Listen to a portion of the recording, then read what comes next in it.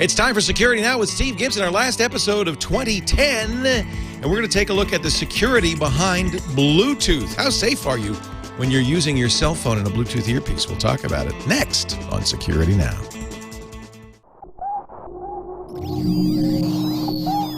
Netcasts you love. From people you trust. This is Twit.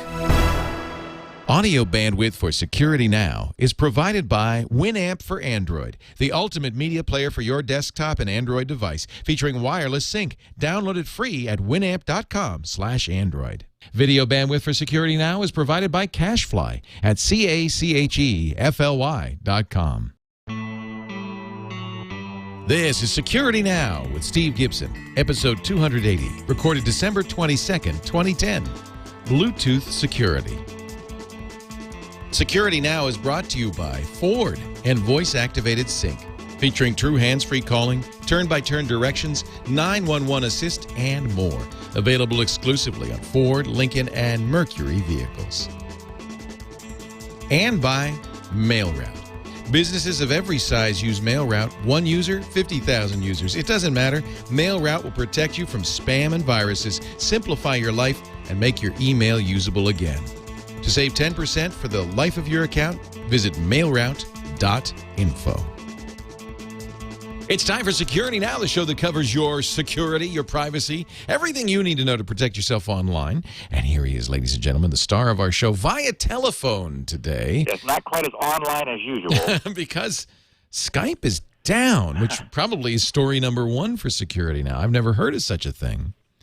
It would be nice to know what the cause was. You know, there have been so many people lately, major sites have been down because they've been involved in one way or another with WikiLeaks, and the so-called anonymous group have, vented themselves on one organization after another that has indicated any resistance to, staying faithful to that cause. So the Skype folks are blogging and tweeting and saying, yes, we know our server is down. Oh, I bet they know. Yeah, and can you imagine? I just cannot remember that ever happening before. Now, I think you and I have done one show via phone before, and maybe it was it when I was in Canada or something. In the dark ages, Leo. In the dim dark ages. Yes.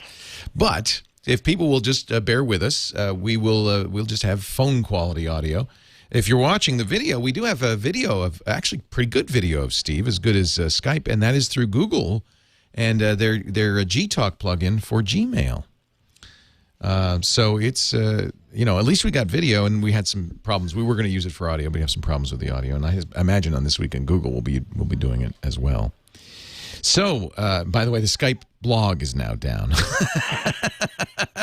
So that's, I find, kind of interesting. That you wouldn't expect to be tied to the same servers that they use for Skype. Unless it really is an attack on their network. I'm wondering now if it might be a DDoS on their network. Yeah, if it was on their network, it could bring down their whole infrastructure, which would be all of the various pieces that they've got. Wow. Yeah. So what is our topic of discussion this day, Well, Steve? for a long time, people have asked about Bluetooth security. What is the security protocol, technology? It's something that, all of us are using, probably have the occasion to use from time to time, if nothing else. And of course, some people, as laws are enacted that require that we not hold cell phones while we're driving, that we use cell phones wirelessly with the little headsets. And of course, in California, there is that law now. So you see people walking around with the little Bluetooth radio stuck in their ear. Blinking.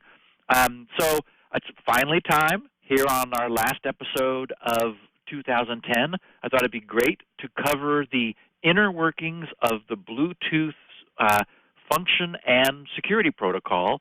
And probably week after next, or week after that one, because we'll have a Q&A week after next, since we're going to skip the episode through the holidays, we'll talk about the attacks that have been launched against Bluetooth, having first established the context for how all the crypto stuff works.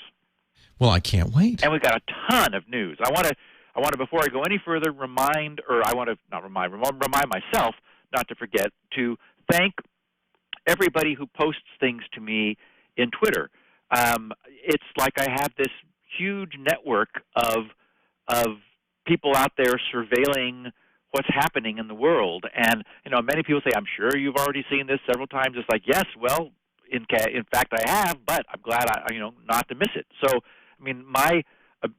this has really been useful for me, as it turns out, here, toward the end of, what's it been, maybe 6 months that I've been experimenting with Twitter. It's, people are out there seeing stories and saying, hey, can you explain what this means? And it's perfect because it gives me a lead to follow up, and then I figure out what it means, and I bring it to all of our listeners. All right. I'm thrilled to get to talk about that. Let's get to the security news. Tons of security news. We'll get to that in just a second. Before we do, I want to say hello to our friends at Ford. They invited me to. I was bummed. They invited me to Madrid for the test drive, and I'm actually on a boat somewhere in South America at the time, so I can't do it. I'm kind of disappointed. But some of our listeners will be going to Madrid to test drive the brand new 2012 Ford Focus, their new world car. It's kind of down to the deadline. You got about 9 days left. The contest ends December 31st, 2010. So what you do is go to twitfordfocus.com, and you can find out more about it. You'll make a video. By the way, not only do you win it, could you win a trip to Madrid to test drive the Ford Focus, but you also win $10,000 for the charity of your choice. So make the video and say, here's why I think this charity should get $10,000. Ford's going to donate $500,000 in all, and why I should go to Madrid. You, not I, me. They already they wish I could go. December 31st, 2010 is the deadline. twitfordfocus.com. I'll tell you, when you drive that Ford Focus, or you drive any Ford with the Ford Sync, I really want you to try the Sync. It's amazing. It's optional on some, standard on other Ford, Lincoln, and Mercury vehicles. It is the true hands-free calling. I mean, your hands are on the wheel, your eyes are on the road. You press a button on the wheel. You talk to your car. You say, call Steve Gibson at home, and it will call him. You say, play the Rolling Stones. It'll play them. If you've got an iPod, a USB iPod attached, or a Zune attached. It has a USB port. In fact, the new My Ford Touch in the Ford Focus has 2 USB ports and an SD card slot. I mean, you turn your car into a computer practically. You get turn-by-turn directions, too. Even if you don't buy the big GPS package, it will talk you through. And, in fact, it knows about traffic, so it will reroute you if necessary. If the traffic's bad, 911 assist. So if the airbags are deployed, it calls 911 and sends them your GPS coordinates. I love Ford Sync. In fact, it's kind of funny. I was just tweeting with Scott Monty at Ford today. My wife wants to buy a Flex. She wants to trade in her year-and-a-half-old Toyota Highlander for a Ford Flex. She loves the Flex, and she wants the Sync.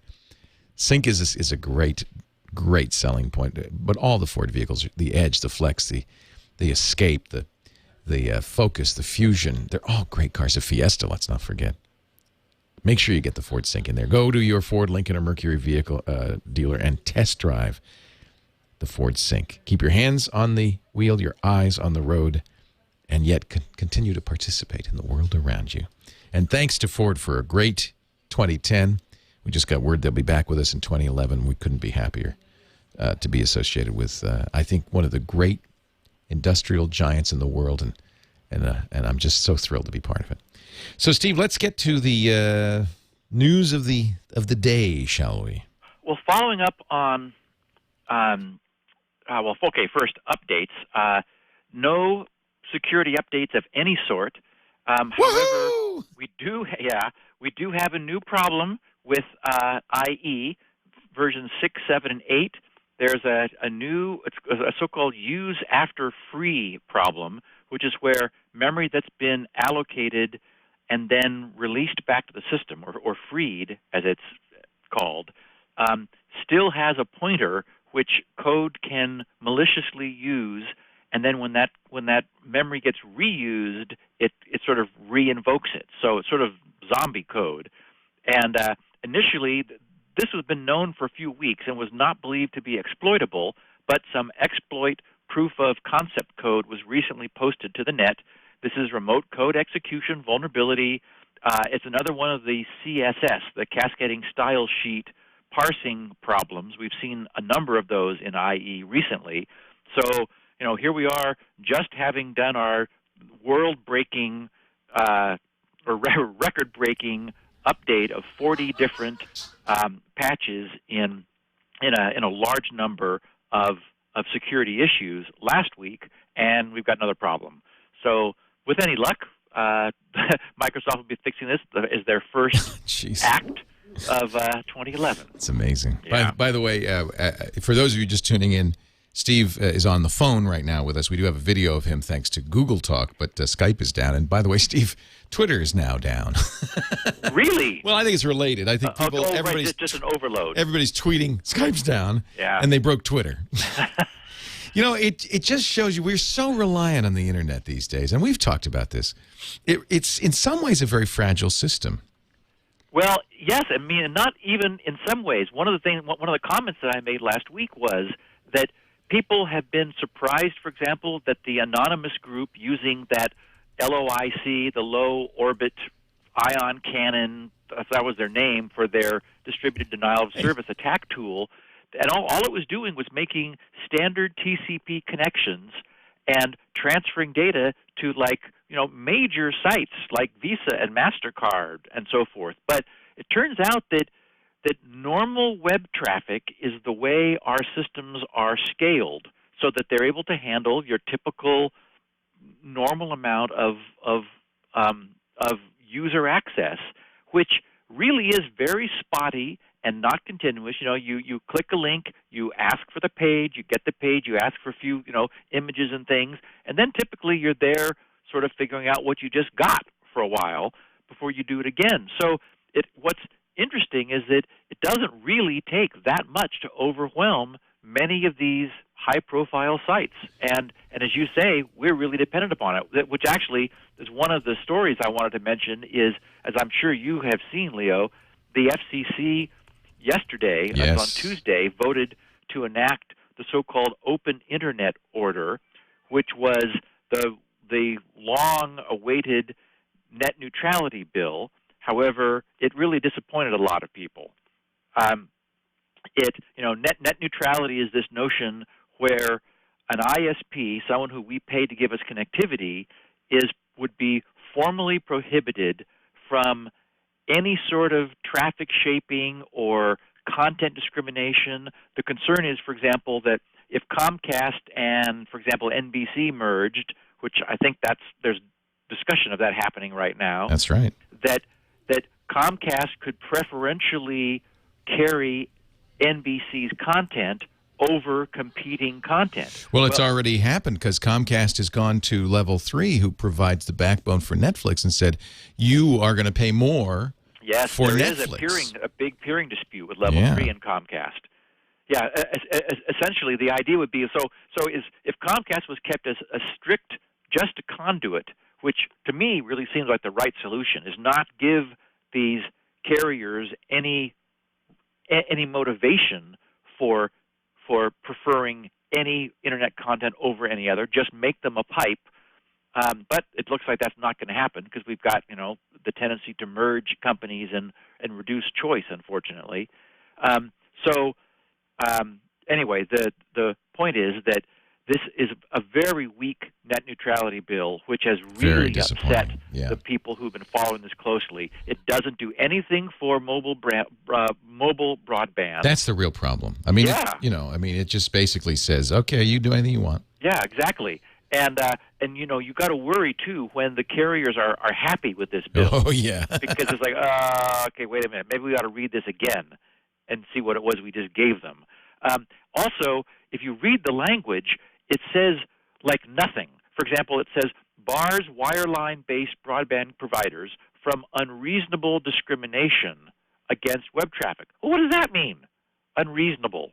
Right. Unreasonable to the CEO of that company? Yeah, who's to say? Or to you and me. Yeah. So anyway, it just seems like it's,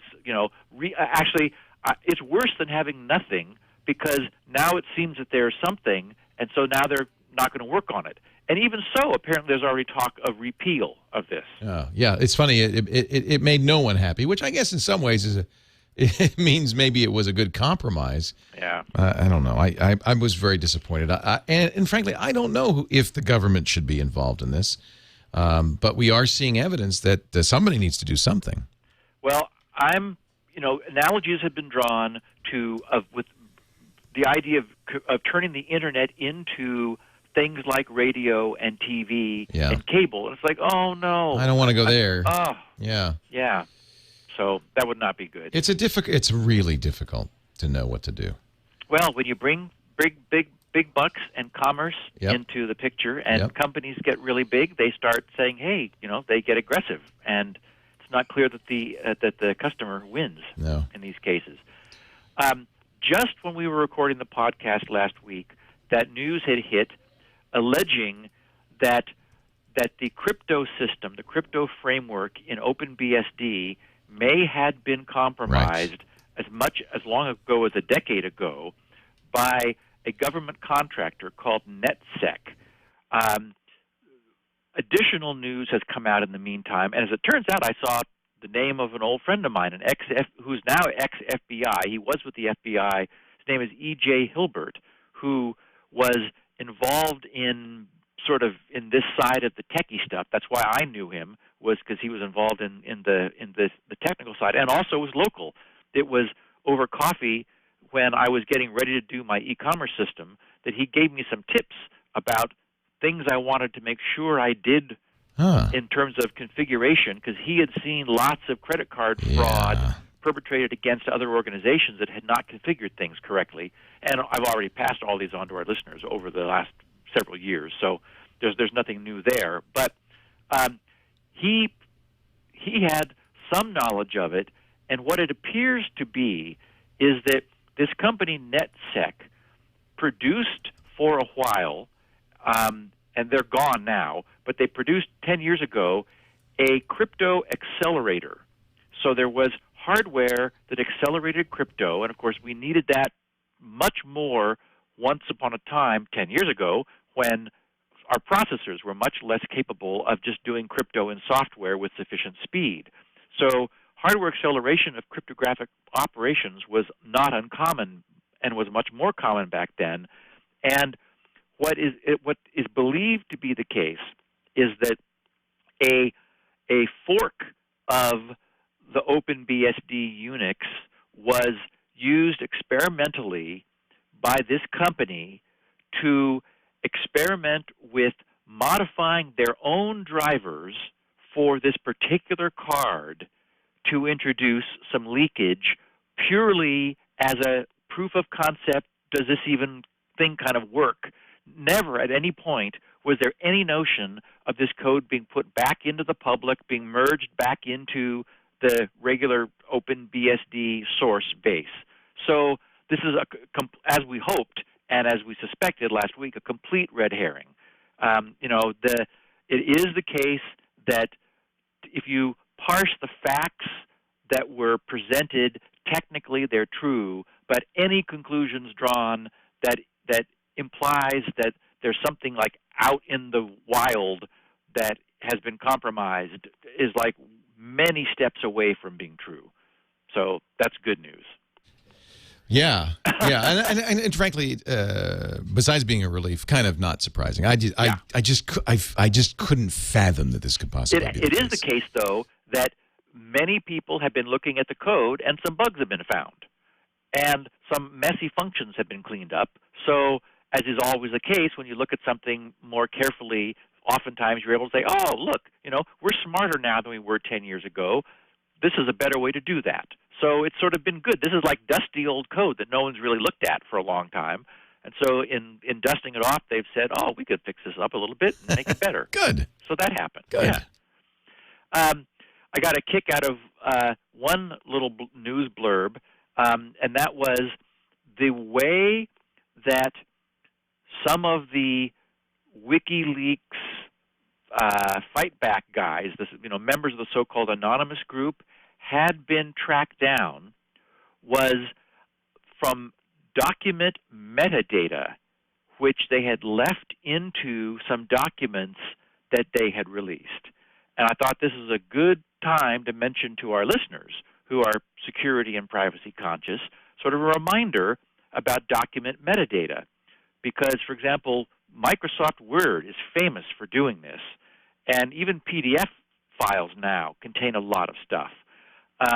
The idea being that the data that you see in the file itself, the actual presentation on screen, is now just a portion of what the actual binary file contains, and that there's a lot of stuff that you don't see when you look at page 1, page 2, page 3, printed out, and so forth, which is actually present, and it sort of accumulates as this document moves along.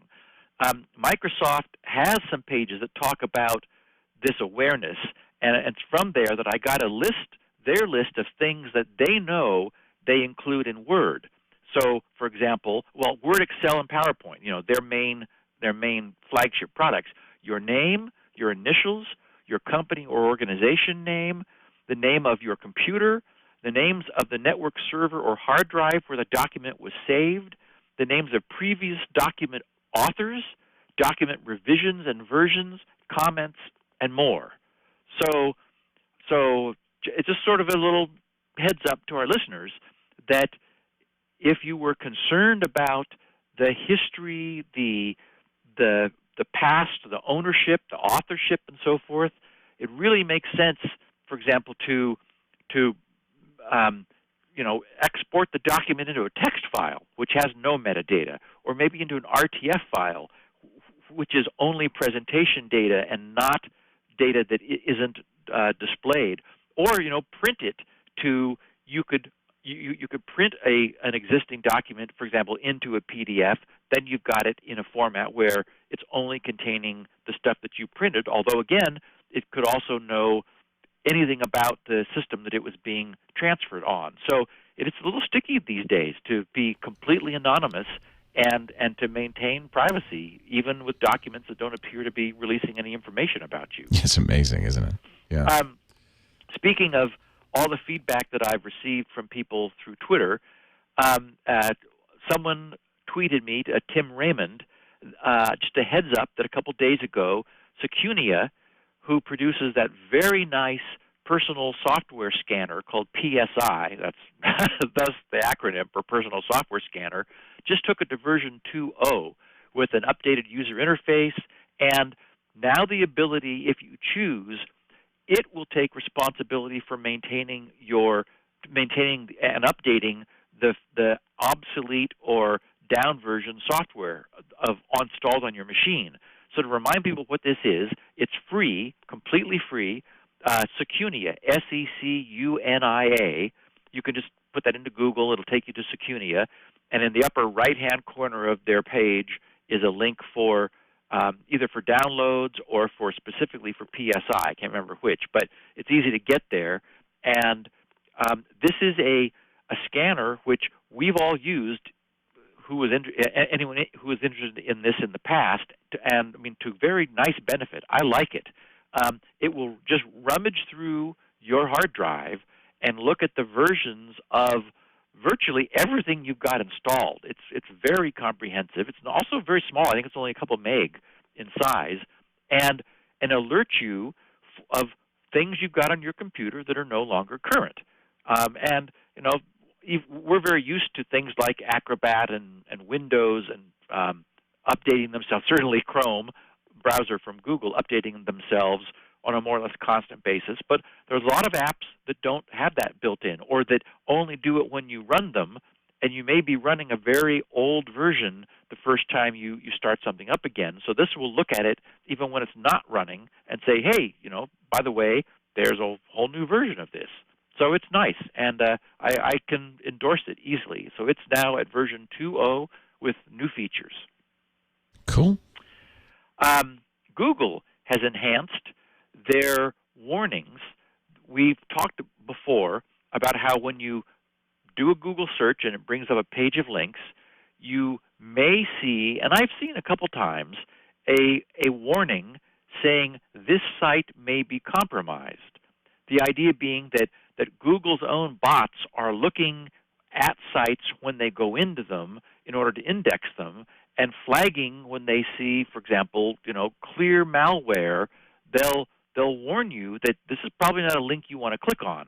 And in fact, I think when you do click on it, it takes you to an intercept page that Google puts up. I mean, to really protect you from doing this by mistake. And then you have to deliberately say, okay, yes, I really want to go to this place that you think is bad in order to get past it. Well, they've enhanced that, making it more sensitive, adding another phrase where it says, this site may harm your computer, instead of this site may be compromised.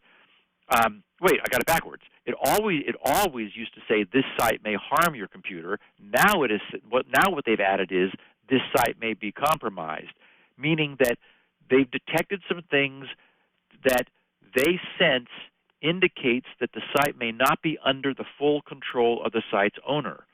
So, various types of not necessarily malicious stuff, but just something that seems fishy to them, they'll now warn people of. So, I think it makes so much sense for search engines to be able to take this kind of responsibility, because for most of us, that's the way we view the net, is through the lens of the search system, which finds things for us that we want to explore further. In the ongoing battle with Google and their inadvertent collection of wireless data, I did note that Connecticut's Attorney General, Richard Blumenthal, had given Google a couple weeks, several weeks ago, to turn over the data that they had mistakenly and inadvertently collected from Connecticut's residents. And as of 5 p.m. Friday, which was the end of last week, that's December 17th, Google had not done so and is apparently refusing to do so, which I applaud them for. From my bird's eye view, I really can't see any use for Google turning this stuff over, and it just seems to me, just more stirring the pot without any particular value. Good. So yeah, I think Google can just say, look, we got this random stuff. Just let us delete it. And in fact, they had deleted all of the UK data finally. Right. So, that was good. We've talked about IP space depletion and how the clock is running out for like late summer of 2011 for there literally to be no more IP addresses. Everybody who's got one can keep theirs pretty much. But the rate at which they really have been allocated is accelerating as, of course, the Internet becomes a bigger deal, and we're running out of our 4.3 billion IPs. In a little weird event, there's an ISP in Okinawa who was given a chunk of the 49 dot block. So it used to be that there were no IPs beginning with 49. That was one of them, one of the major Class A networks that just had it's like 5 that we've talked about before that just wasn't ever used, which is why Hamachi had been using the 5 dot network. Well, the 49 dot network is beginning to be handed around, and I got an interesting tweet from Brandon Carlson, who is in Okinawa, saying that a provider that he uses, GL Broadband, has a page up to explain to their users that as a consequence of the fact that the routing tables on the Internet are taking longer than they should to be updated, that's why their users are unable to access Xbox Live, ESPN Player, Livestrong, Meebo, NFL Game Pass, the Nova Scotia Southeastern University, and the Washington Heights Church, just to name a few. So what's happened is that routing tables, we've been talking about the problem with inadvertent updates to routing tables, which was for some length of time diverting traffic through China. Routing tables are something that ISPs are being increasingly careful about letting change. And so even though the allocation of this new IP, 16 million IP space, of which this GL broadband has received a chunk, even though it's official and legitimate and real, there are some routers that have not gotten the message. And those are the routers of the specific sites, or routers related to the specific sites that some GL broadband users cannot access. So their traffic is probably able to go to those IPs of those sites, but internet connections require a round trip in order to establish a connection and in order for any data to come back as well. And so packets are trying to get back to 49 dot something, and they're being thrown away. They're being, it's a so-called black hole, which means just sent into oblivion, because those routers somewhere along the path back still don't know where that particular 49 dot IP range is.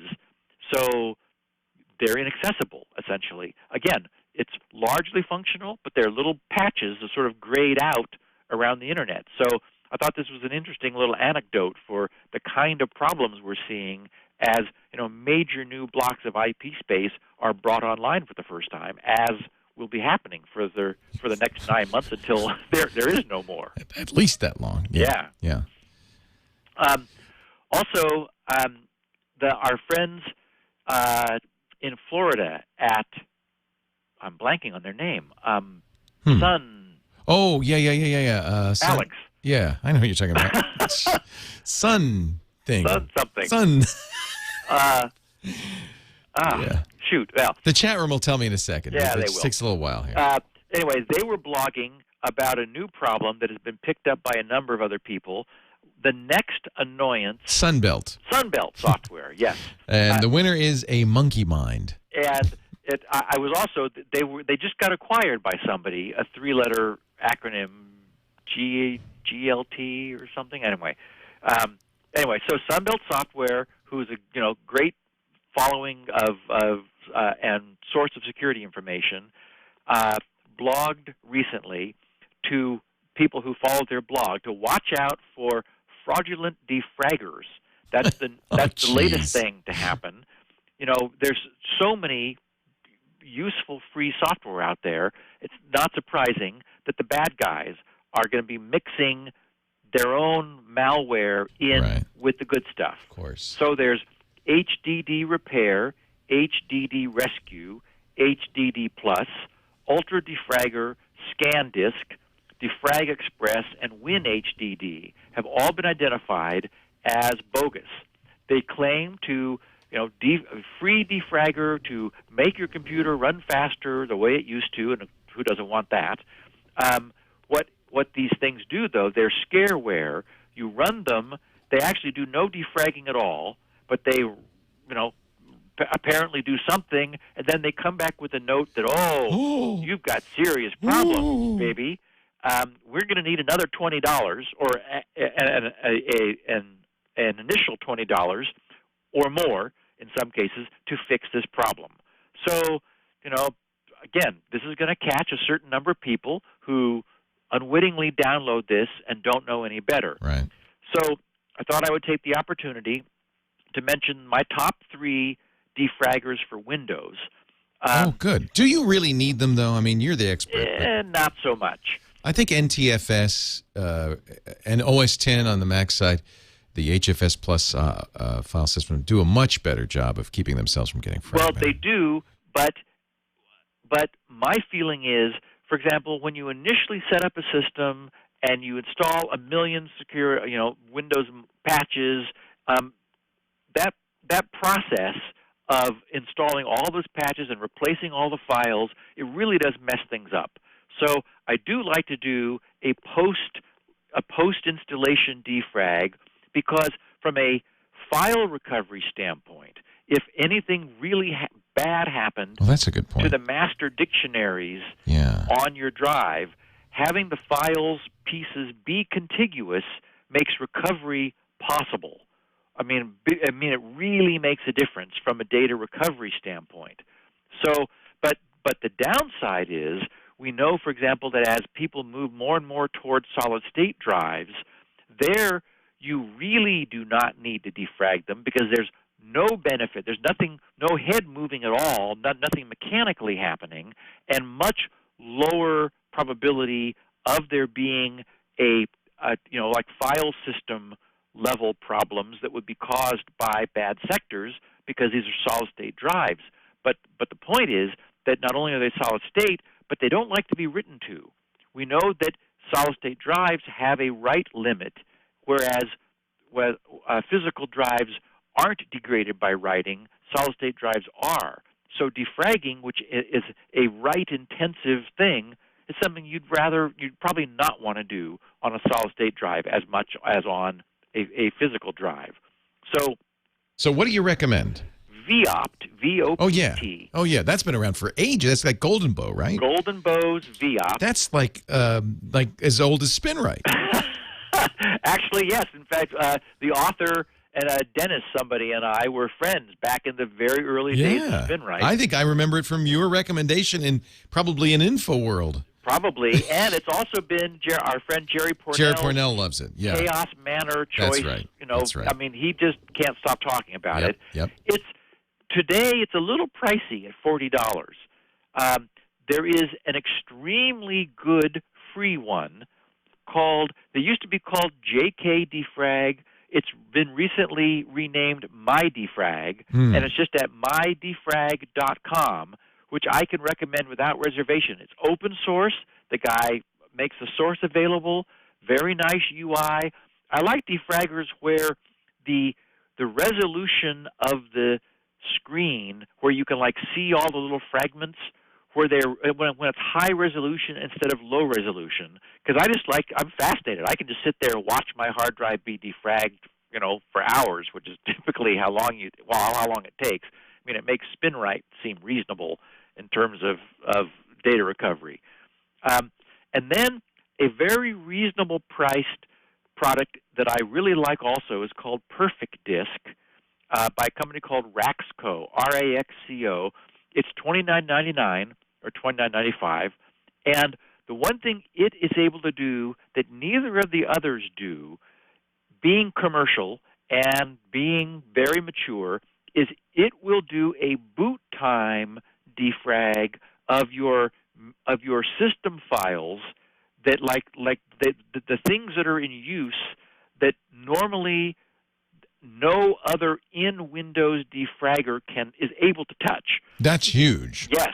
So the directories and the MFT, the master file table, which is like the major table of contents for the NTFS file system, there are these major pieces of the drive that cannot be defragged.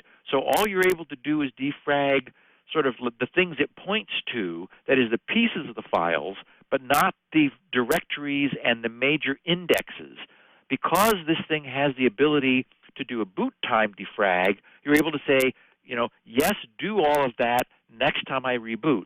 Then when you reboot, it takes you to a sort of a pre-boot screen and rummages around for a while, doing that work that can only be done outside of Windows while Windows has not yet mounted that volume itself, which is very handy. So it's unique. Actually, there are a few other programs that'll do that, but this is my favorite of those that'll do that, and it's just $29.95. And it also does regular in-Windows defragging, does a very nice job, but they don't have a high-resolution display. You see only kind of like big blocks moving around. I like to see all the little bits if I'm doing a defrag. Well, that's good. Thank you. Oh, there's more? No. That's it. That's it, except that one other piece of news that I learned about from, again, my Twitter friends. Hang on to it. Okay. Because I think if with any luck, Skype is back. Oh! So. Oh, my goodness. Okay. So much better. Cute. All right. So one more thing. Yes. So, it's funny because I thought you were going to say, "Okay, hold on a second. We're going to hear from our sponsors before we No, proceed." actually, we want to hear from Skype. So by the way, if suddenly it's like the Wizard of Oz, where we went from black and white to color, Skype has now started working, and so Steve is back on Skype, and this just really underscores the quality of a Skype connection if you're feeding it with good mics and good cameras and all of that. Yeah, baby. Yeah, baby. Okay, so thanks again to the great group of people who are keeping an eye out of interesting things on Twitter. Did you hear about the SSL keys being released through this group called the Little Black Box? Mm-mm. Okay, get this. If you think about it, any device, any embedded device, like our Linksys, Cisco, D-Link, whatever routers, and even something that provides SSL VPN, they need to have a private key. And the private key, that is in order to do an SSL connection. Just as we've talked about how servers have their private SSL key and then their public one is in the certificate which they offer in order to establish a connection. Well, embedded devices have to have private SSL keys also. And this has long been known as a potential vulnerability, which no one has so far taken really good advantage of.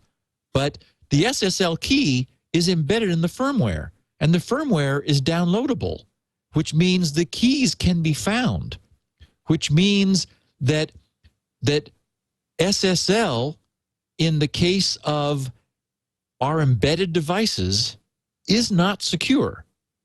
It can't be, because the sole thing you have to do is keep your private key private, which is arguably impossible to do in an embedded device. Now, it's not such a problem, for example, for our routers, because hopefully everyone has remote administration shut down on their router so that there's no WAN side access to their administrative interface.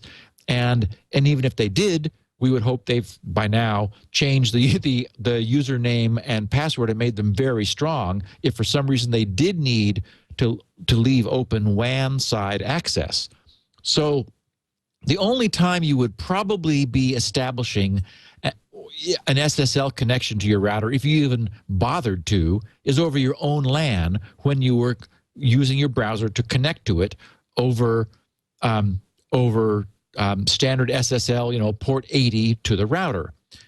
But there now exists this database of more than 2,000 private SSL keys. What they've done that makes it special is that they have associated the private keys with the public keys and made it searchable. If you go to code.google.com/p/littleblackbox, that's where this project lives. code.google.com/p/littleblackbox. All you have to do is you can give this code that's been written the path to any of these embedded devices' public certificate file, and it will find the public certificate, use that to look up the private certificate, the private key, or you can give it the SHA-1 hash of the public certificate, which is one of the, is a way that public certificates are fingerprinted and communicated. Or you can give it a PCAP, for example, a Wireshark or WinPCAP file of the capture of data, and it will look for the public certificate in the exchange. Or you can give it access to the live network interface, and it will listen for the public certificate exchange. Basically, what these guys have done is they've made it extremely easy to, I mean, like, you could hardly be any easier to find the private key, to look up the private key given the public key during the any SSL exchange with up to 2,000 embedded devices and routers and SSL VPNs. Many, for example, DDWRT has a VPN version. It's been possible in the past. There have been databases like this, but in order to do it, you needed to know, for example, the specific device, the model, the vendor, the firmware version, subversion, and so forth. And then you would need to like do a lot of this dirty work yourself. Well, this has made it far easier. We haven't really seen any exploit of this yet. And again, I don't want to worry people needlessly that this isn't the end of the world as we know it, because again, all this would allow you to do would be to, in the case of an embedded device, to potentially eavesdrop on or perform an effective man-in-the-middle attack. I do think we're going to be talking about this in the future, because I can imagine ways that this information could be leveraged further. For example, in the case of VPNs, which are depending upon a key which is static. Now, from the standpoint of fixing this needs to be fixed in the long term. As you can imagine, Leo, this is not a good thing.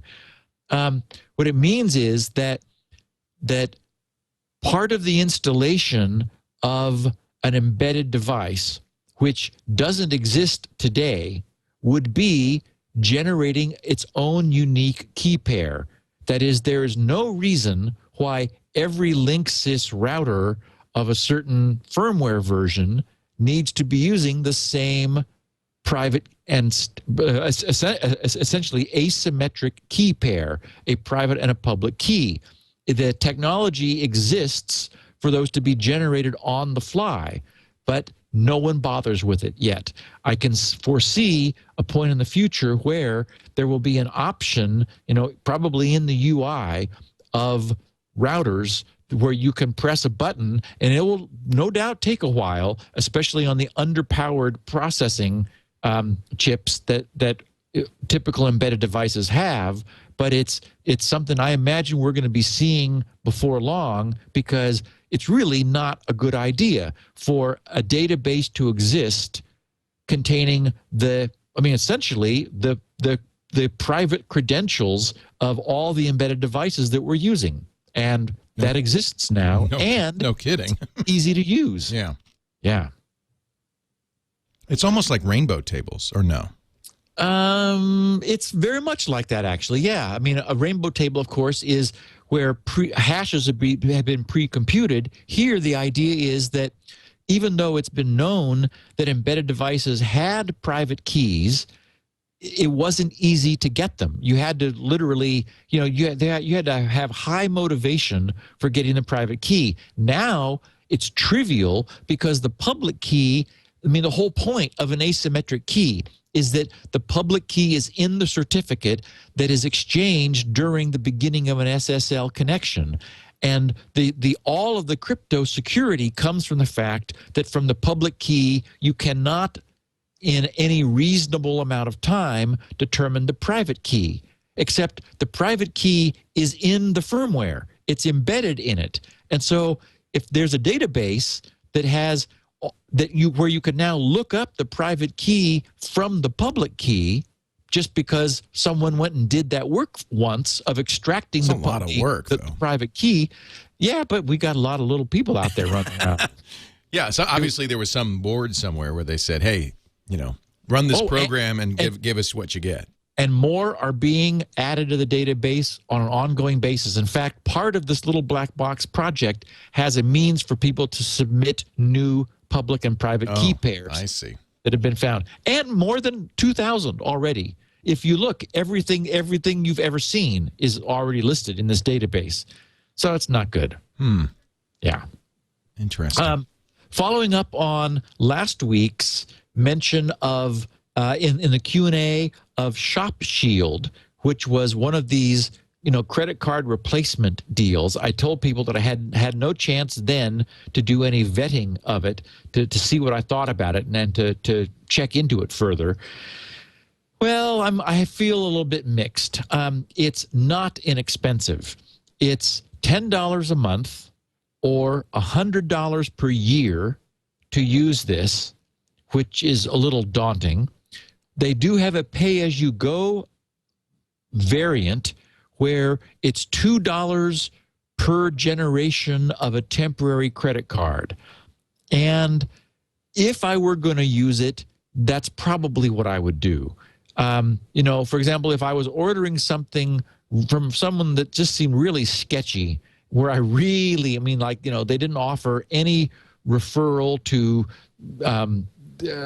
PayPal or Google Checkout, if I had no choice but to give a sketchy site my credit card information, whereas otherwise I would probably just not buy from them. But if it's something I really wanted, they were the only people that had it, and I had to give them my credit card number, this is somewhere where it's worth $2 to me to run it through the Shop Shield as a third party.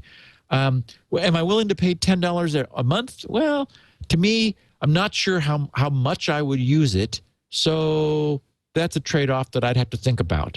It seems like a lot of money. I wish it was less. And in general, they're clearly trying to monetize the service that they're offering.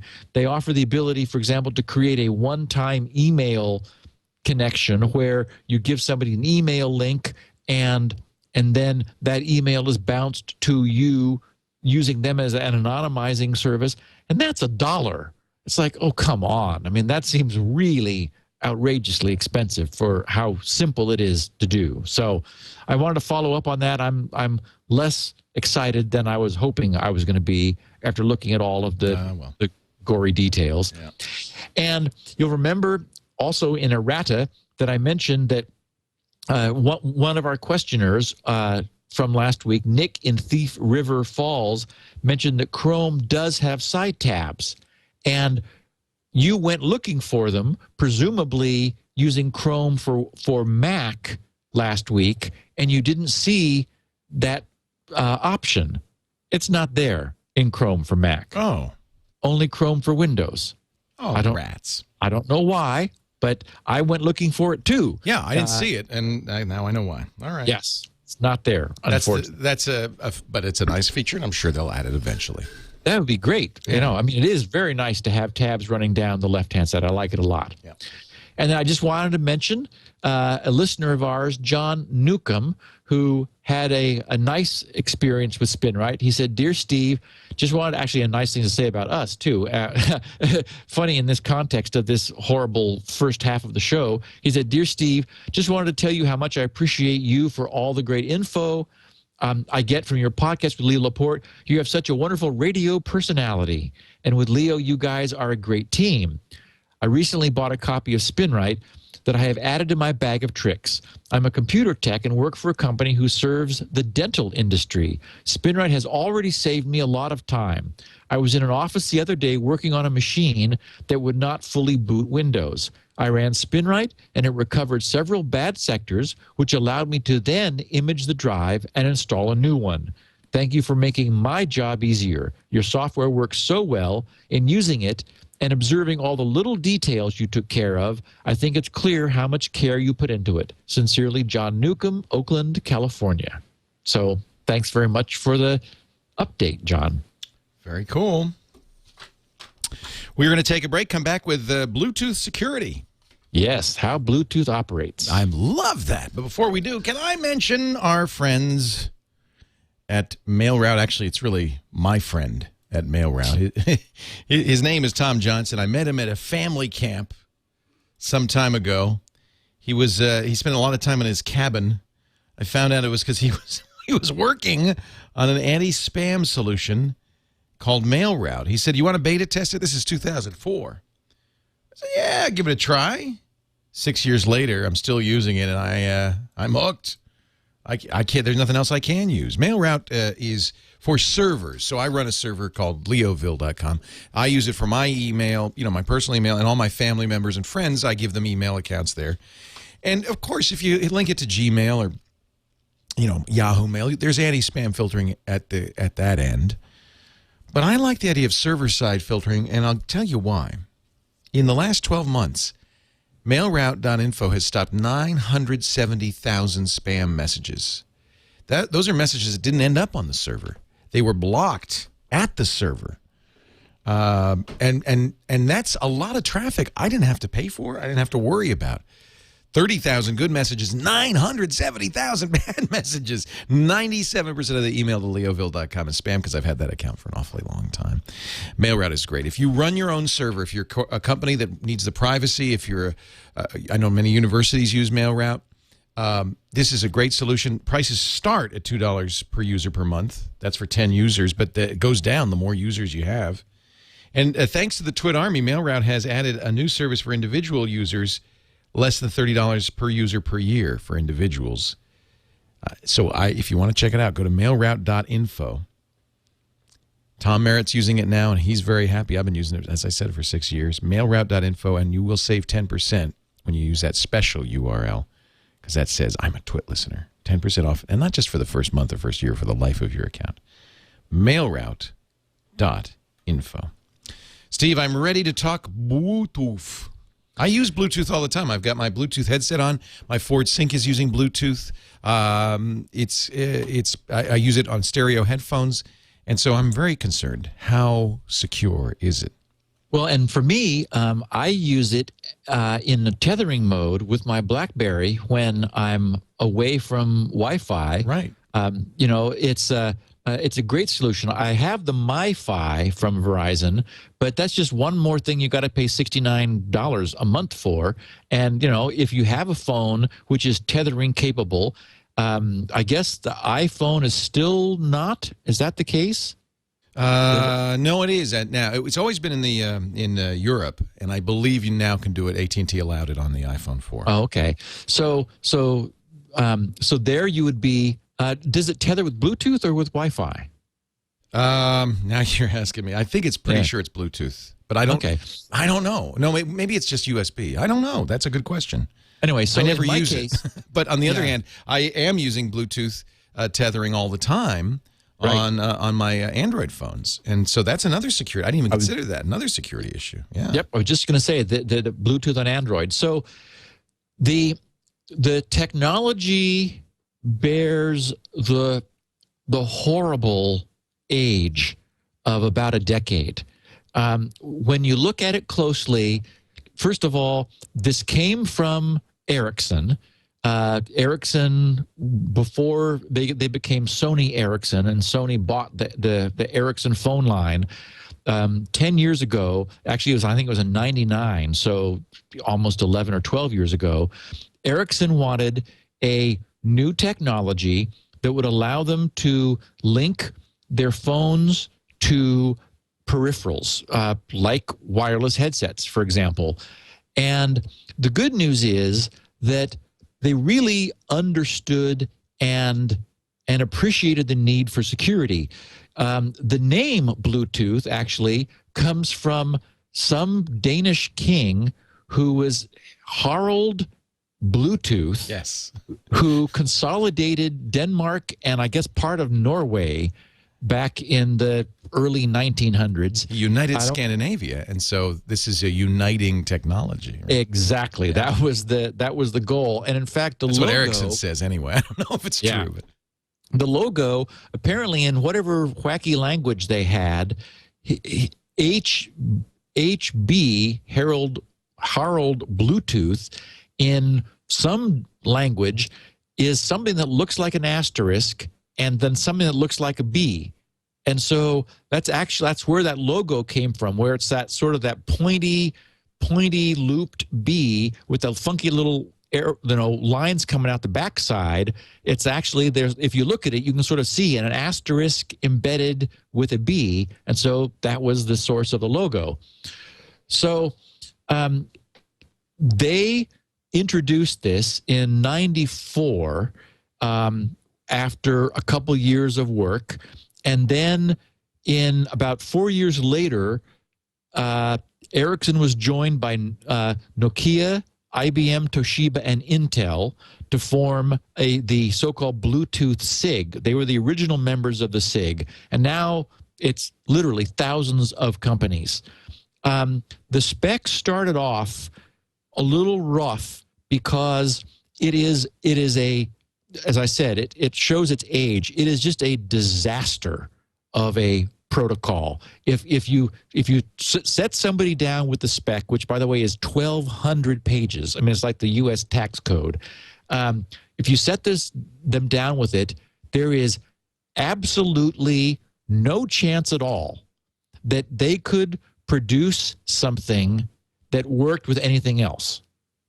Their stuff would work with their own stuff, but there's no chance they would have interoperability. And not surprisingly, that was the big problem with Bluetooth at the beginning, was that people would implement their Bluetooth technology and they wouldn't be able to connect with anything else.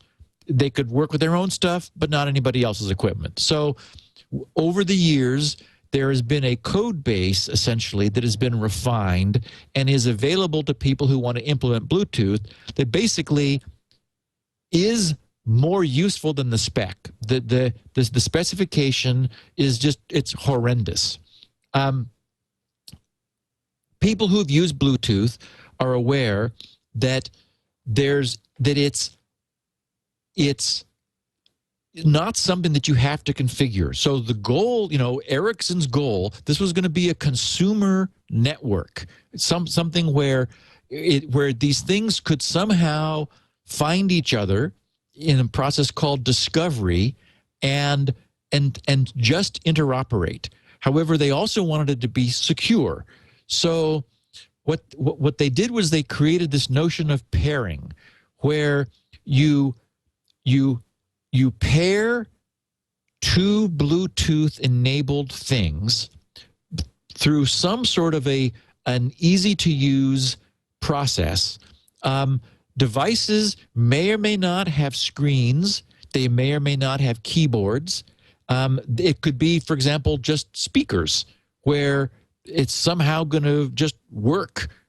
Yet you still want there to be this pairing process. So what Ericsson worked out is this notion of a device being discoverable, which if you've got a user interface, then that is on your device, you can typically turn that on and off. One of the most important things to do in security with Bluetooth is have your device not be discoverable by default. That is, you only want it to be discoverable during the period of time that two devices need to literally discover each other, because having it be discoverable begins to open it up to some security problems. Mostly they're implementation problems of the particular vendor that has put things together. And the history of Bluetooth security has been, compared to other histories of security, relatively okay. We'll talk in a couple of weeks about where this has not been okay, but the number one problem, the chief source of trouble, has been that people have left their devices in a discoverable mode rather than not. And we talked about that many times before. Yes, yes. And in fact, I think we did a TV segment on it. We did. And in fact, turning on a Bluetooth device, we were in Vancouver at that point. Right. And there was like everybody had their phones were discoverable. Now, by the way, I should point out, that was a couple of years ago, and I think it's changed completely. Yes. Most phones default to not discoverable.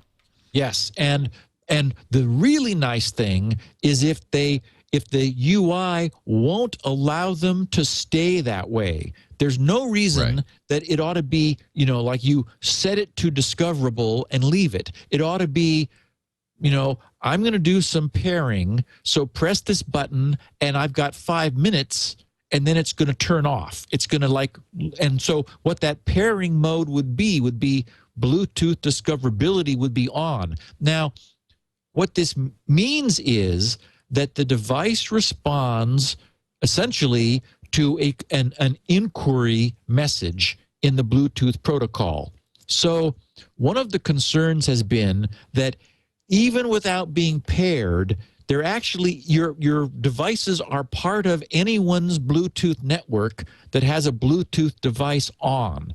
So there's sort of a sort of an inherent low level of promiscuity happening between all Bluetooth devices all the time. So the other thing I would recommend and do is turn off Bluetooth completely if it's not inconvenient to do so. For example, I've got Bluetooth on my BlackBerry. It's off all the time. Not only is discoverability off, but the Bluetooth radio is off. And that's the case with my laptop, which is the thing that I would normally connect my BlackBerry to if I wanted to get on the net when I was not near Wi-Fi. So, and that also has the advantage of saving some power, because the Bluetooth radio, although the Bluetooth technology is very lean in terms of power consumption, it's not zero power consumption. So if you want, you know, your handset, your handheld to run longer, and if you're not actively using Bluetooth, and if you're not going to like use it soon, turn off the radio completely, because there's no way to be more secure than not to have it on at all. So Bluetooth operates under what's called the unlicensed ISM band, which is 2.4 gigahertz.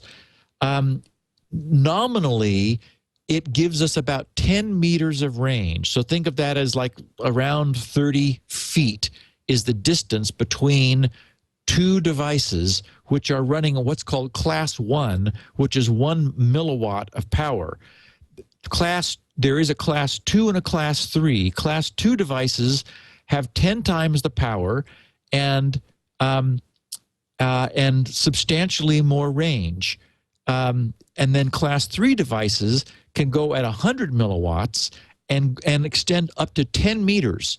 So it is the case that if you have a class 3 device pumping out much more power and with a much more sensitive receiver, that you can't count on that 10-meter range for security, because it can be as many as 300 feet, 100 meters. So you can get some distance out of Bluetooth.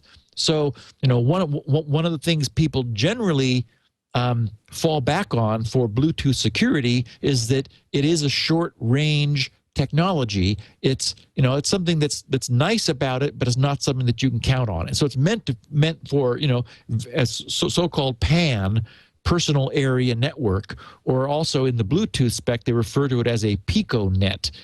Very small little networks.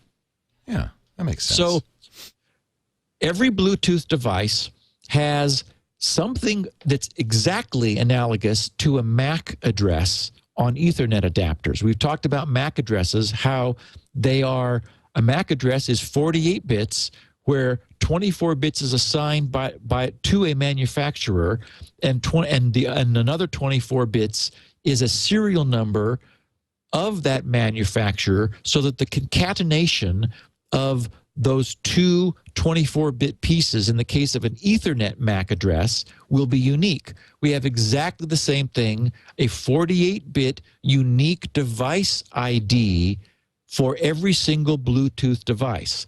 So no two of them are the same. So that gives us a 6-byte address, which will be unique. When the two devices are paired during this initial handshaking pairing agreement, they exchange their 48-bit identities, and they also agree upon, during this pairing, a 128-bit key. So that's the thing which is agreed upon during pairing and stored in each of their databases, because anyone who's used Bluetooth will will be aware of the idea that you pair once, then the devices are known to each other and do not need to go through this pairing process again. The spec also allows for a 248 character user assignable name. And for example, I think I called my BlackBerry a Crackberry when I was setting it up, and I noticed that when I was pairing with my laptop, it said, "Oh, I've just found, Steve's Crackberry. Is that the device that you want to pair with?" It's like, "Yep, that's the one." So that's a user assignable string just for your own human, recognition purposes when you are trying to identify the device to help you find it. So this pairing database contains the 128-bit key, which is arrived at randomly, and the 48-bit device ID of the associated device, and this 248 character, although normally user interfaces that you work with will limit you to something much shorter, but it's long enough for you to convey your meaning to identify what that device is. There's that triplet which is established for each device, each Bluetooth device. There is a sort of a range of pairing authentication from none to extreme based on a so-called PIN. And I'm sure, Leo, for example, if you've paired something before, some devices just have like a default of 0000. That would be none. Which is to say, exactly. No security. Yeah. No security.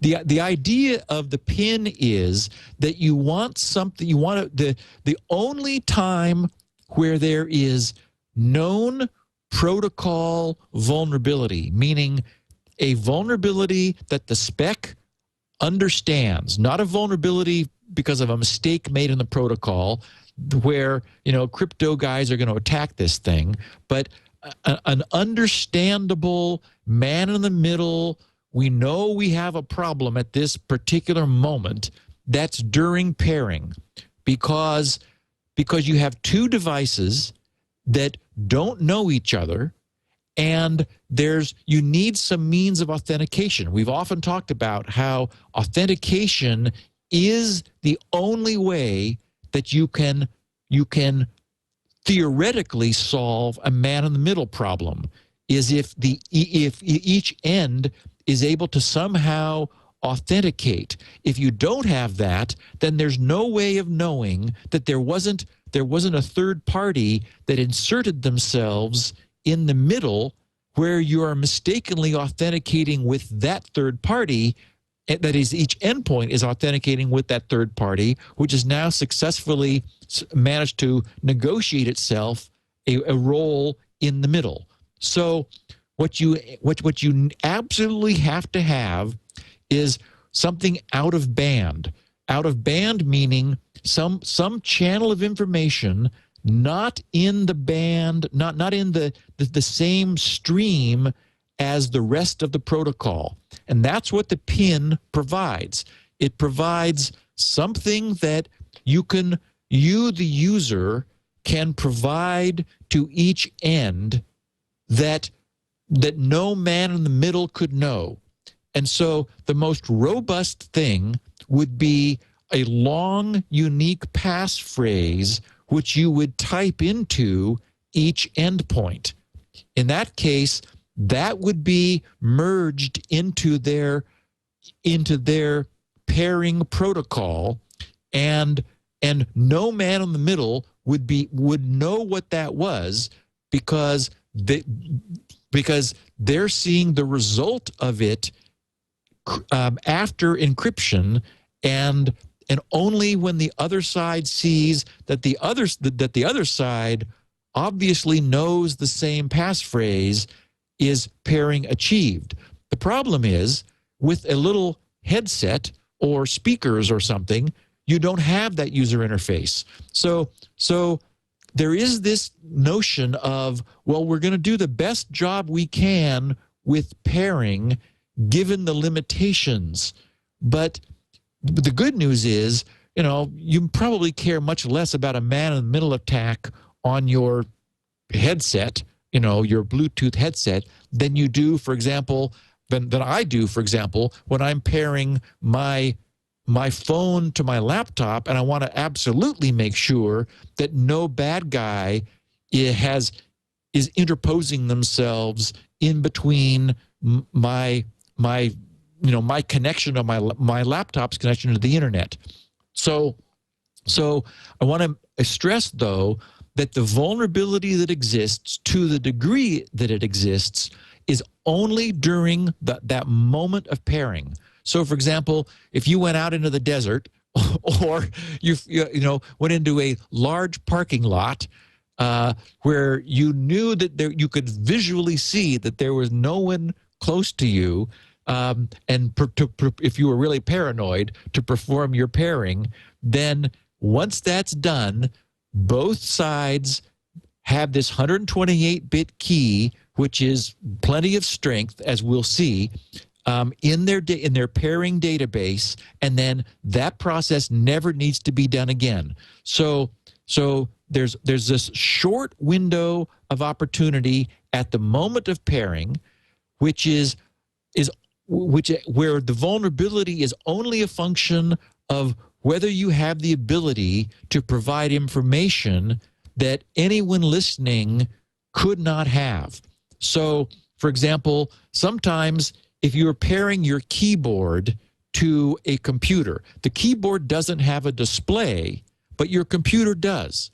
So the computer can say, oh, good, I see that you're trying to pair this keyboard to me.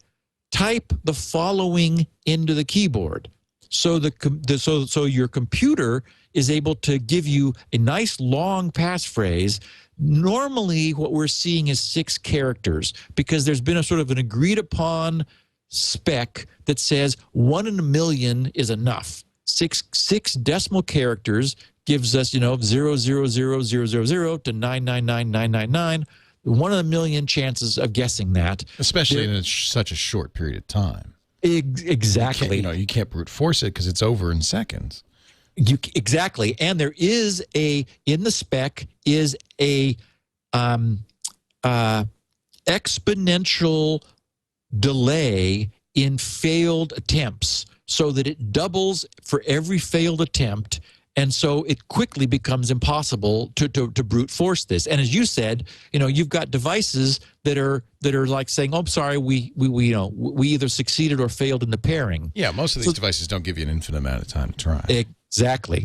And so if you have a computer with a screen, you're able to type into the keyboard, which has no display, the sequence that the computer prompted you. So in that way, you've established out of band communications. The weakest pairing is with something that has it's got no keyboard, it's got no user interface, and there you may be paired with another device that says, well, what's the pin for this device? And it's just by agreement, it's 0000. Well, so anybody could know that. Anybody technically, if they were listening right at that moment, was very good with radio and had the ability to intercept this communications, they could do so. But, that's the only known vulnerability in the protocol, and it's a trade-off that I think is entirely reasonable, Leo. As you said, in the case of a keyboard, you can type in a long passphrase. Between 2 more sophisticated devices, you can do something even longer. So it ended up being, from a consumer standpoint, an efficient and useful protocol, and I think a nice set of trade-offs. So once the devices have established their pairing relationship, they use an interference avoidance technology known as frequency hopping. In any group of Bluetooth devices, and you can, or the so-called piconets, you can have up to 8 devices in a single piconet. So that is, you could have 8 devices that are sort of essentially connected together. One is always a master, and then you can have up to 7 slaves. A device can be a master of one piconet and a slave of another, or it can be a slave in multiple piconets, but no device can be 2 masters at the same time. This notion of a master is established because the master, that MAC address, which is the Bluetooth address, that 48 bits, that's known by virtue of this pairing to every device that the master is paired with. And that 48-bit MAC address provides the pseudo-random sequence for frequency hopping. So the way any kind of interference is avoided is that within this 2.4 gigahertz band, there's a large number of individual channels, and the master and all of the slaves that are in the same piconet, and it's typically just 2. You normally just have 2 devices that are paired together, but the spec allows for 8. The master establishes the clock, and using its own address, and the slaves using their knowledge of the master's address, and using the clock which is publicly transmitted, that allows them to do frequency hopping where they're constantly changing the frequency they operate at. That's done not as much for avoiding bad guys, but for avoiding interference, because you may have, it turns out that this unlicensed frequency range, this 2.4 gigahertz, is very popular. Wireless phones, like older wireless handset phones used in homes, all kinds of devices and instrumentation use this, because it's a block of frequencies in this band that were set aside so that you needed no license to use it, given that you keep power at or below 100 milliwatts. So the problem is that you may have if we stayed on a single frequency, there might be something interfering on that one frequency. So the idea is that we do this frequency hopping so that we're avoiding any interference. And the later specifications have added something called adaptive frequency hopping, where all of the devices will recognize when there's interference and avoid, while they're hopping, avoid channels that may be congested in order to improve the reliability of all this. The data rate is nominally, the original Bluetooth spec, nominally 1 megabits per second, but there's enough overhead that we lose about 25% of that. So you actually get about 721 kbits per second of actual throughput. But then later on, so-called EDR, enhanced data rate technology, was added, where we used to send a single frequency modulated signal. They added something called phase modulation to the actual down at the RF level, at the radio level. So they were able to, instead of sending a single symbol, they were able to send 2 or 3. And so the later technology is able to run at 3 megabits per second. So we get an effective data of 2.1 megabits per second through the whole technology. Now, the final piece of concern, and it is concern, is the actual crypto.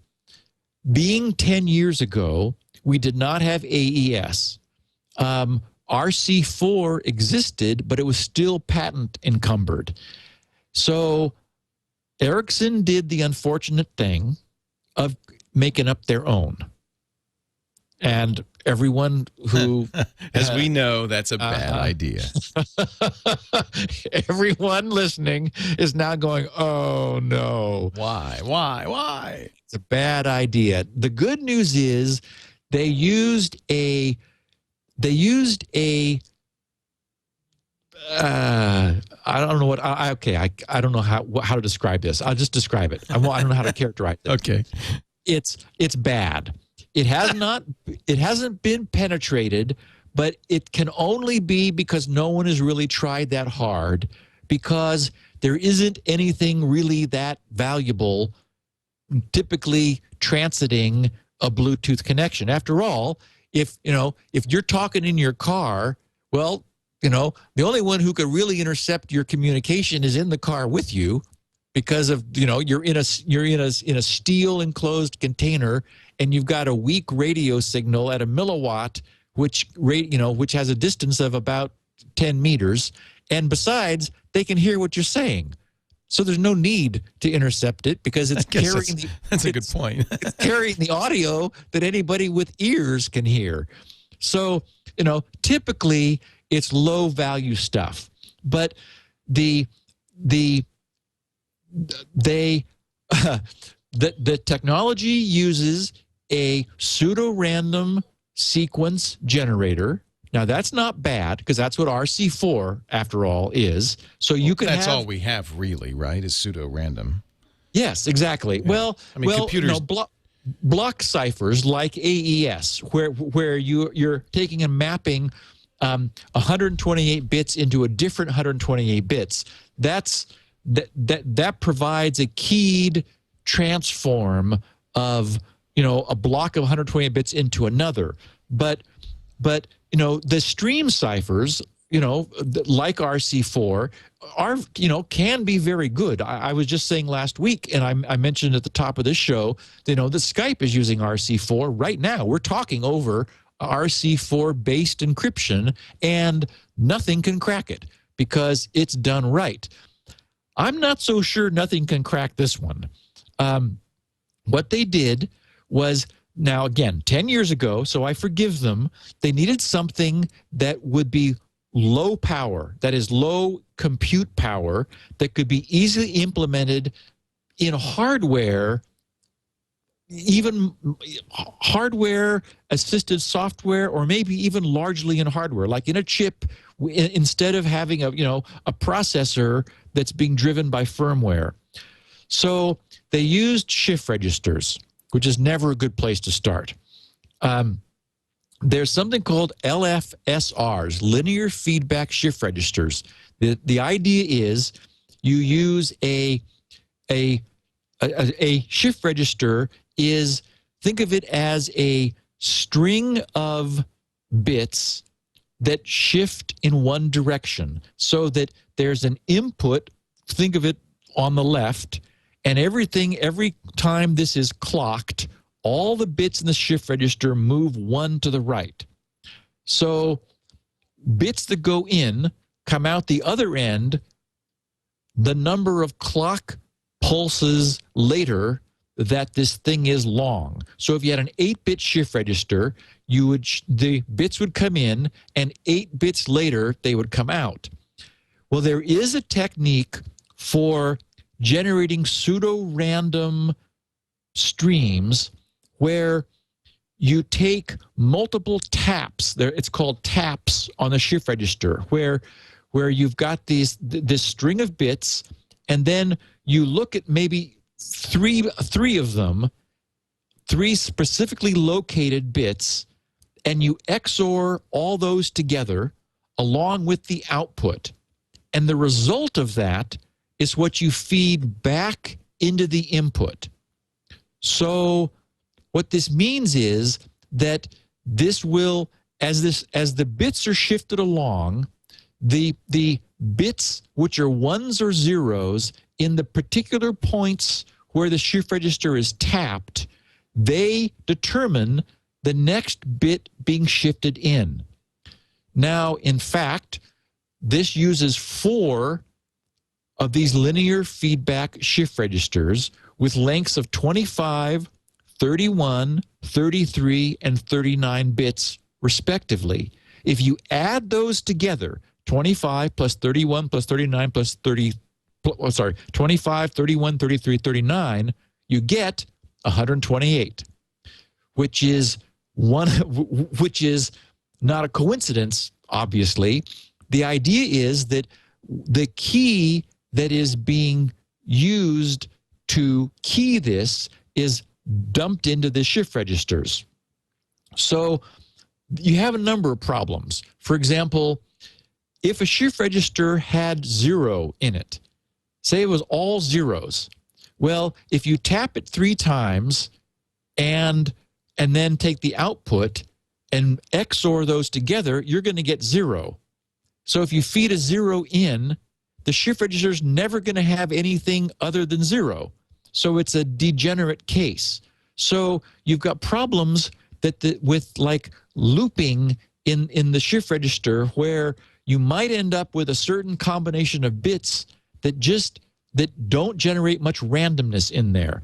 So to deal with that problem, they take the 4 outputs from the 4 shift registers and feed them into another random-looking blob of logic. I mean, I've looked at all this, and I remember thinking, oh, this really doesn't look good. Again, this is the kind of thing where the engineers 10 years ago said, look how confusing this is. Nobody will ever figure this out. Well, I mean, that's where bad crypto comes from, is from that kind of idea. It's like, oh, this is so one-way engineered that nobody will ever be able to reverse engineer this. Well, again, I'm sure that it's because real crypto people have never really tried very hard. For example, this is frighteningly like the GSM, GSM cellular. And maybe it's not surprising because Ericsson was involved in that too. GSM uses 4 linear feedback shift registers, and it's been cracked because the feeling was there's more value in cracking cellular, digital cellular than in digital Bluetooth. So this is different. It's been a concern. My sense is, again, it's good enough for what Bluetooth is used for, which is generally low value.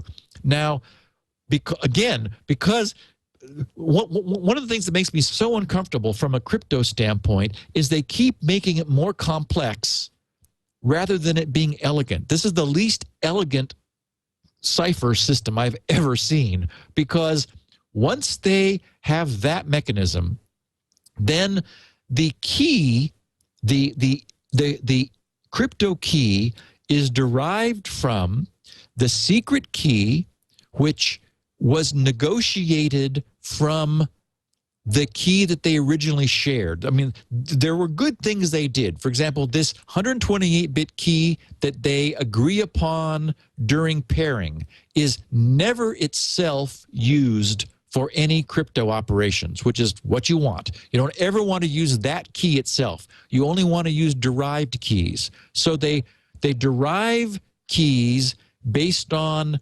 random numbers that they generate, and based on a shared random number, which is publicly transmitted, and based on the 48-bit master's device address, and 26 bits of the master device's real-time clock, which is incremented for each time slot. So that means that every one of these time slots, as we hop around in frequencies and as packets are occupying time slots, are being keyed differently. So that's good. That means that, horrible as this cipher kludge is, we're never using it for long. That is to say, every single packet has a different key. But that mess of data, which is munged down to make the key, is then loaded into these 4 linear feedback shift registers and this other finite state machine, which they hang on the end of it to determine what goes into the inputs, because otherwise they're not stable enough. It's then run forward 200 clocks, and the last 128 bits to come out of it is used as the key. So this tells you that the engineers were never really sure that this was secure, so they just kept adding stuff to it, like this wacky run it 200 times to kind of get it warmed up. and then we have no idea what the last 128 bits are going to be that come out, so we'll use those. It's like just, chitty chitty bang bang. It is just atrocious. And now you can imagine why nobody working on their own who had the spec for this could ever make it work with anybody else's equipment. Right. Because they'd get an inverter stuck in there wrong somewhere, or it'd be 201 clocks, or it'd be the even phase versus the odd phase, or I mean, anything could go wrong with this to break it, and you'd never know. It's just this bizarre, Rube Goldberg contraption that generates a stream of ones and zeros, finally emerge confused and dizzy out of the other end of this thing, and that you XOR with your plain text in order to create ciphertext. I love it. Somehow we're able to hear you on your wireless headset, Leo. Amazing. It's a miracle. So that's how Bluetooth works. That's the technology, the crypto, the pairing. The takeaway is never leave things discoverable, and moreover, never leave your Bluetooth radio on if you don't want it to be. In a couple of weeks, we're going to come back and talk about blue jacking, blue snarfing, blue bugging, and all the things that people have cleverly come up with to subvert this system that we've just described. And that will wrap up our coverage of Bluetooth security. Next week, we'll answer your questions. Actually, next week, we will not answer your questions. Next week, we will be... we will entertain you. We'll have a best of, because for the first time in memory, first time ever, in 6 years, Steve is allowing me to force him to take a week off so that for the holidays. And we will have a best of, which will be in its entirety the classic Portable Dog Killer episode. And but we'll be back in 2 weeks, and which will be episode 282. So we'll be back on the even-numbered questioning system. Yes. And if you have a question, grc.com/feedback is the place to go. Also, while you're there, get a copy of Spinrite, for crying out loud. Make that your Christmas gift to yourself. Oh, it'd be a Christmas gift for me, too. And for Steve. Make that yabba-dabba-doo go off in his office. grc.com. Spinrite is the world's greatest hard drive maintenance utility. You got to have it. We just had a hard drive die, and I wanted to get it Spinrighted immediately because it works so well. You can also find a lot of free stuff there, including all of his free security tools. Shields Up is the best known, but there's many others there. And his DNS benchmark. Steve, you're the greatest. And, of course, 16 kilobit and transcriptions of each and every show, including this one. I will snarf you next year, Steve. Cool. And you're going to pogo plug me? I'll pogo plug you as well. And we'll say Merry Christmas to our listeners, and we won't see everyone, but we'll be talking to everyone in 2011. Happy New Year. We'll see you next year on Security Now. Bye-bye, Steve. Security Now.